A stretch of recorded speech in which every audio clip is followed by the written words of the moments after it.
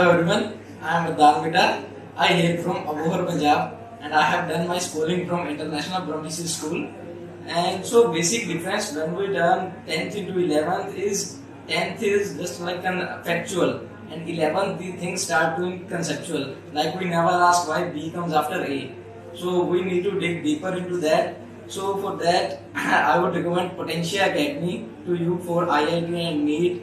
Because when we were preparing, I had no knowledge of IIT JEE at all.